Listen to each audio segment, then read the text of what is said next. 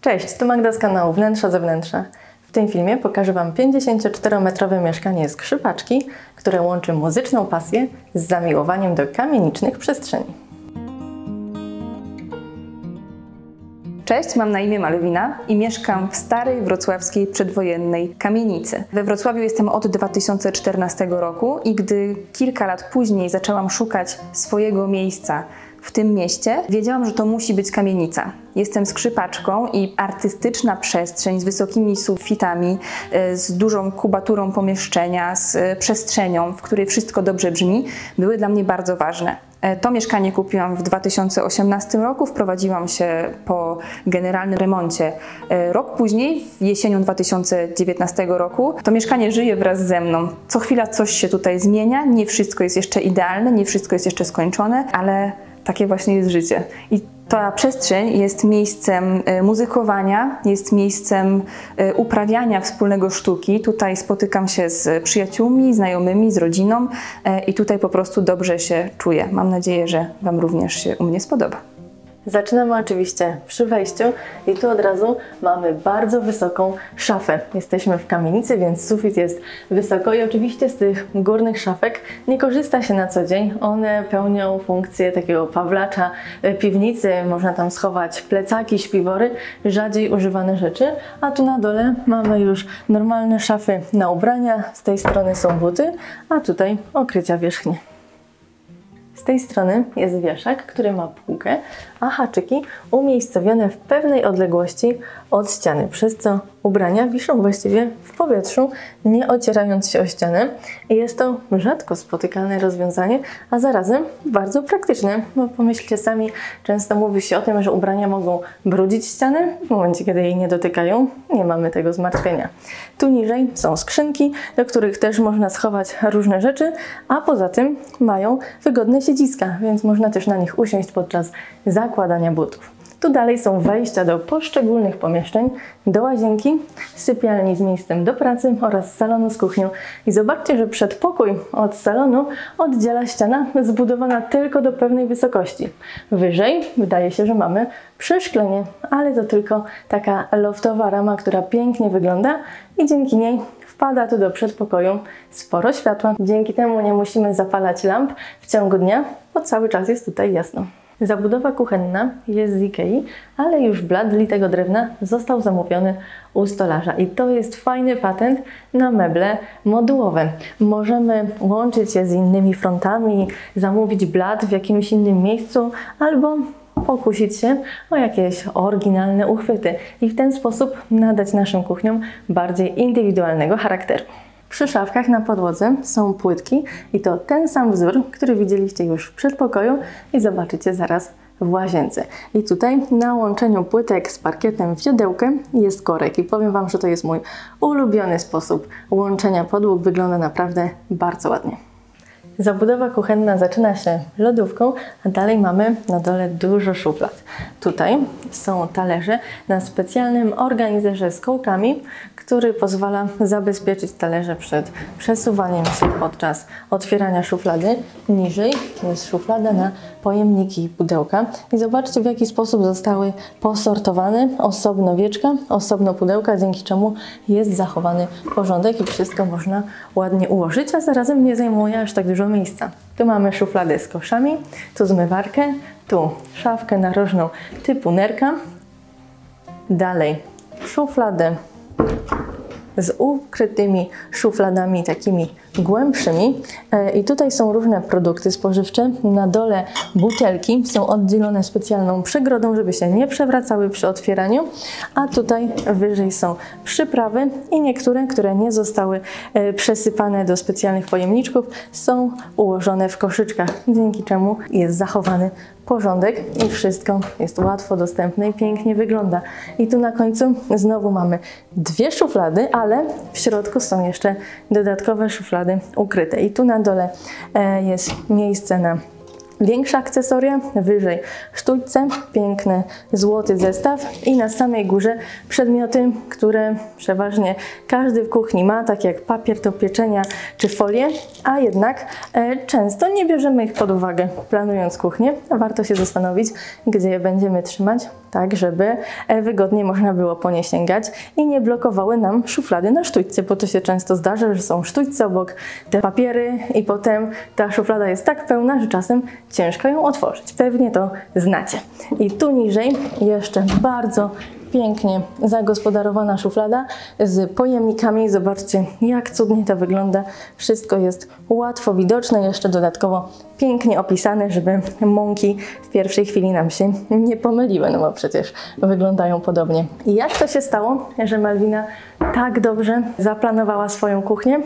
Miała świetny sposób. Malwina, nim zabrała się za projektowanie tej kuchni, bardzo dokładnie przyjrzała się swojej dotychczasowej. Sprawdziła, które formy przechowywania dotychczas dobrze się sprawdzały, a z których zdecydowanie warto zrezygnować. I przeanalizowała, co dokładnie w kuchni trzyma i którym przedmiotom trzeba wygospodarować jakąś nową, wygodną przestrzeń. Tak naprawdę chyba każdy projekt powinniśmy zaczynać od dobrego zapoznania się z naszymi potrzebami.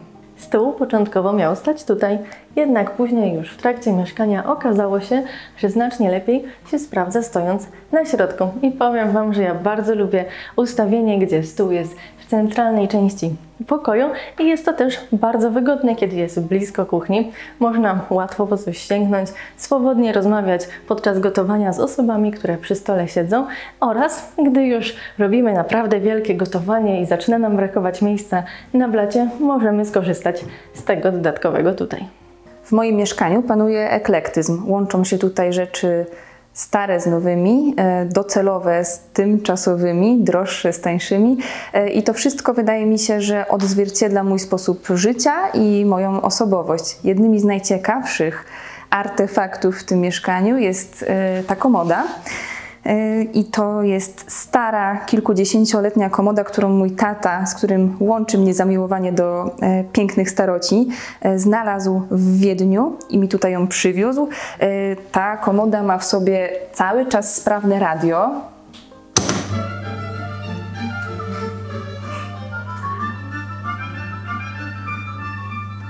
Także jest to miejsce do przechowywania, które jednocześnie nadaje wiele uroku temu pokojowi oraz specyficznego, fajnego nastroju i klimatu. A drugą rzeczą, taką dla mnie bardzo sentymentalną, jest ten mosiężny żyrandol, który mój tata znalazł kiedyś w jednej z starych wiedeńskich kamienic i który jest w naszej rodzinie już od bardzo wielu lat. Był z nami w naszym mieszkaniu w Poznaniu, a teraz jest ze mną tutaj. Tak nietypowo, nie w centralnym miejscu pokoju, nie na środku sufitu, tylko w tym kącie. Tak to jest, kiedy plany spotykają się z rzeczywistością. Ale ja bardzo się cieszę, że tak wyszło. Uważam, że ten kąt w całości prezentuje się fantastycznie. Bardzo lubię to połączenie starego mosiężnego żyrandola, który jako oprawę otrzymał taką minimalistyczną rozetę. Nie jest to oryginalny element. Wymyśliłam, że tak mu będzie dobrze. Lubię to połączenie z tą nową i nowoczesną lampą. Lubię wszystko w tym zakamarku mojego mieszkania. Stolik, który tu widzicie, Malwina znalazła w piwnicy. Jest to pamiątka po poprzednich właścicielach. Jedyny element tego wnętrza, który pamięta jego stare życie. A tutaj obok mamy dużą welurową, granatową kanapę, która od dołu jest wykończona drewnem, ma drewnianą ramę i subtelne nóżki. I jest ogólnie bardzo ciężkim meblem. Gdy mebel ma szeroką podstawę, jego ciężar rozkłada się równomiernie. W przypadku nóżek jest trochę inaczej i po prostu one mocno wbijają się w podłogę, co skończyło się tutaj w przypadku drewnianego parkietu lekkimi wgłębieniami. Dlatego sofa ostatecznie wylądowała na dywanie, by już więcej nie wgniatała podłogi. Odbieram świat i rzeczywistość bardzo zmysłowo. Muzyka jest moją pasją i moim zawodem i dlatego chciałam, żeby w mieszkaniu było ją przede wszystkim słychać, a nie widać. Jedynym takim akcentem wizualnym, który zdradza moje powiązania z muzyką, jest złota płyta. Poza tym, że to fantastyczna pamiątka i wielkie wyróżnienie, to ta złota płyta bardzo dobrze zgrywa mi się tutaj estetycznie. Poza tym, to co wisi na ścianach, odzwierciedla moje inne pasje i zainteresowania. Pasje do podróży, do gór, natomiast co do zamiłowania do pięknych wnętrz, mam nadzieję, że o tym mówi po prostu całe mieszkanie. Teraz wchodzimy do drugiego pokoju, w którym została zrobiona antresola. Pierwotnie ten pokój, który ma około 21 metrów, był największym pomieszczeniem w mieszkaniu. Ja jednak zmieniłam nieco układ i teraz w tamtej części mieszkania znajduje się salon z kuchnią, a to pomieszczenie stało się moją sypialnią i pracownią. Podobno nie powinno się łączyć tych dwóch funkcji w pomieszczeniu i ja rzeczywiście tego nie zrobiłam, dlatego że moja sypialnia znajduje się na antresoli, a tutaj jest część, w której pracuję. Jestem skrzypaczką, w mieszkaniu ćwiczę, dlatego na ścianach zostały położone gipsowo-kartonowe płyty akustyczne, wygłuszające. Natomiast nie do końca to rozwiązanie zdało egzamin, ponieważ moi sąsiedzi, którzy mieszkają 2 piętra wyżej, mówią, że słyszą jak ćwiczę, ale całe szczęście im to nie przeszkadza. Wcześniej w tym miejscu stało białe biurko i kontenerek, który tu widzicie, ładnie je uzupełniał. Teraz po wymianie biurka na nowe pojawiła się też potrzeba wymienienia kontenerka. I to jest bardzo częste w naszych mieszkaniach, że gdy wprowadzamy jedną zmianę, ona niesie za sobą lawinę kolejnych. Popularne płytkie półki na ramki wcale nie muszą być na ramki. Jak widzicie, z powodzeniem mogą stać na nich różne pojemniczki czy rośliny, a tutaj te półki zostały dodatkowo docięte tak, żeby idealnie pasowały do tej wnęki. Na tej ścianie w planach jest zabudowa na wymiar, a póki co stoi szafa wolno stojąca. I zobaczcie, jak ona elegancko mieści się tu za drzwiami. Gdyby drzwi były bardziej w narożniku, takie ustawienie już nie miałoby racji bytu. Zwróćcie uwagę, szczególnie kupując mieszkanie, którego nie planujecie gruntownie remontować, jak są rozmieszczone okna i drzwi, bo w momencie, kiedy są w narożnikach, mocno ograniczają ustawność pokoju.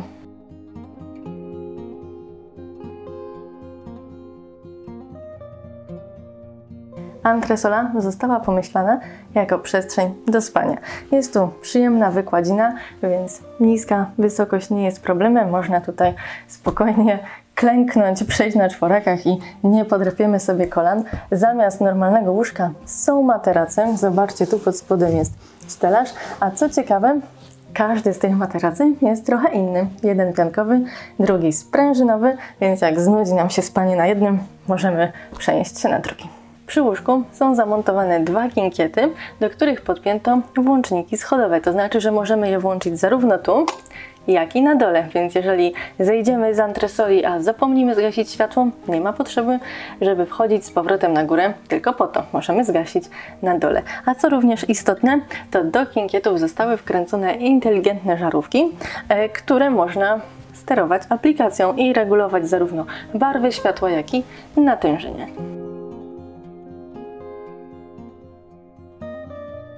W łazience jest zabudowana całą ścianę. Zobaczcie, że nawet spłuczka została polakierowana na ten sam kolor. I tu mamy szafkę na takie zwykłe akcesoria łazienkowe. Tutaj szuflada, by do wszystkiego był wygodny dostęp. Natomiast w tej części mamy pralkę, suszarkę. I z tej strony miejsce na ubrania do prania i na górze chemię gospodarczą. W związku z tym, że w szafie jest dużo miejsca do przechowywania, przy umywalce Malwina zdecydowała się na otwarte półki i w związku z tym zaplanowała bardzo estetyczny syfon. Niestety fachowiec przyłożył go na odwrót i zrobił w złym miejscu otwór, no i ostatecznie trzeba było wybrać inny model. Dlatego teraz jest taki i powiem Wam, że pierwszy raz spotkam się z tego rodzaju syfonem, który można sobie regulować. Myślę, że jest to bardzo wygodne rozwiązanie, no bo przecież czasem ciężko wymierzyć, jaki dokładnie rozmiar złączek potrzebujemy, no a tutaj jest to elastyczne, więc fajnie, a ostatecznie i tak szafka będzie wymieniana ze względu na to, że metalowy czarny blat nie do końca dobrze sprawdza się w łazience i jest problematyczny w czyszczeniu. Zwróćcie uwagę na płytki na ścianie, które są ułożone w wiodełkę, tak samo jak parkiet w pozostałej części mieszkania. W końcu to ulubiony wzór Malwiny, więc takie nawiązanie jest naturalne. Tutaj za mną jest przepiękna wanna wolno stojąca na nóżkach. Zobaczcie, że dno nie dotyka podłogi, a jedynie cała konstrukcja opiera się właśnie na tych nóżkach. Wygląda naprawdę elegancko i lekko i faktycznie ta wanna jest lekka. Dlaczego o tym mówię? Ponieważ często w kontekście wanien wolno stojących pojawia się temat sprzątania za nimi. W końcu tutaj ciężko sięgnąć, żeby tam na przykład umyć podłogę. Natomiast w momencie, kiedy wanna ma elastyczny odpływ i nie waży dużo, to możemy ją po prostu przestawić. I teraz mogę tu wejść i już swobodnie posprzątać, a potem wysuwam się, wsuwam wannę i gotowe. Czyż to nie jest sprytne?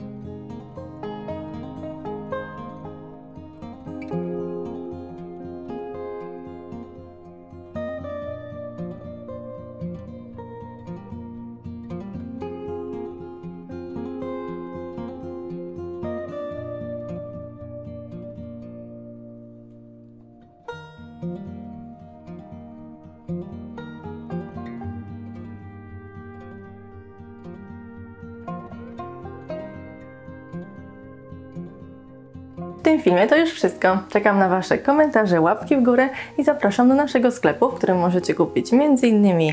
takie domkowe kolczyki dla pasjonatów wnętrz, czyli m.in. dla Was. Zachęcam też do zobaczenia innych filmów na naszym kanale i oczywiście subskrybowania wnętrza, zewnętrza. Do zobaczenia następnym razem. Pa, pa!